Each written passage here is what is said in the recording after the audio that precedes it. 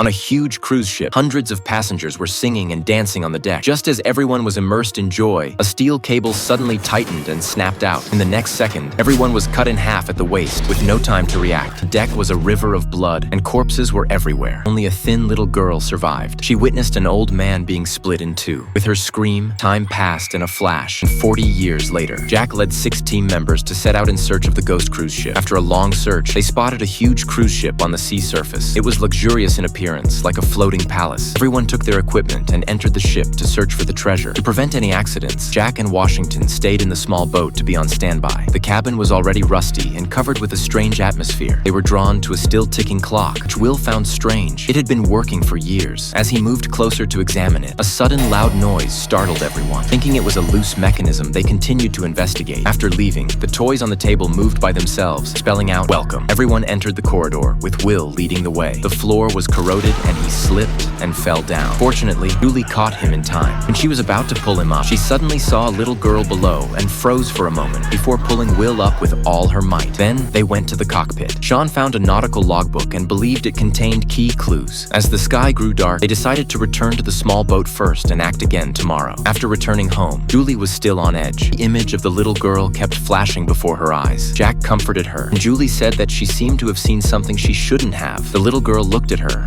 and then vanished. Jack explained that as a pilot, he sometimes experienced hallucinations due to fatigue after long flights. Julie found this explanation reasonable and went to rest. Early the next morning, everyone dived underwater to investigate and found a huge hole at the bottom of the cruise ship. The ship was slowly sinking. It was extremely difficult to tow. Will suggested entering the interior to repair the hole and pump out the water first, and then tow it, which would take 3 days. Washington proposed seeking external help, but Sean refused. If the news leaked, the treasure would have to be shared. Everyone had no choice but to split up and continue to explore deeper. Julie went alone to the swimming pool area. It was quiet all around. She noticed that the pool wall was covered with bullet holes and felt uneasy. She immediately climbed up. But as she was about to climb out of the pool, she saw the little girl reappear and look at her expressionlessly. Julie was so scared that she let go and fell into the pool. Sean entered the cabin and saw old photos on the wall and a hat on the chair. Sound came from the toilet. He walked over and found a bloody knife in the sink. Back in the living room, he saw a half-drunk glass of wine. Sean picked up his glass as if possessed and wanted to drink, but at that moment, he saw the face of a stranger in the mirror. He was so scared that the glass fell to the ground and quickly left.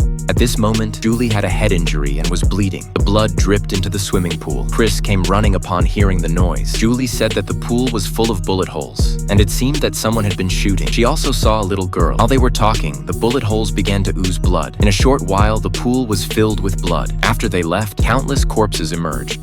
At the same time, Washington discovered an abandoned ballroom and